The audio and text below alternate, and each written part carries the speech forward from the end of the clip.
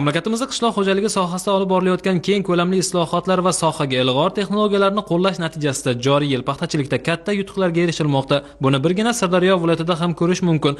Raqamlarga qaraganda viloyatda 73 ming gektar maydonda mo'l paxta hosili yetishtirilgan bo'lib, ushbu maydonlarning 65 ming gektariga xorijiy chigit urug'lari qadalgan. Shu bilan birga mazkur maydonlarning 22 ming gektarida Xitoy Shinjon texnologiyasi asosida paxta hosili yetishtirildi. Bu ishlarni hududlar misolida tahlil qilsak, Oqoltin tumanidagi Bobur qishloq xo'jaligi klasterida bu yil 5000 gektar maydonda Xitoy Shinjon texnologiyasi asosida mo'l paxta hosili yetishtirilgan. Mazkur maydonlarning 50% tomchilatib sug'orildi. Bu esa bugungi kunda 60-70 sentner hosil olishga qaratilgan yirik rejalarning amalga oshishiga katta imkoniyat yaratmoqda. Qolaversa, kelasi yil uchun ushbu texnologiya 100% yer maydonlariga tatbiq etilishi rejalashtirilgan.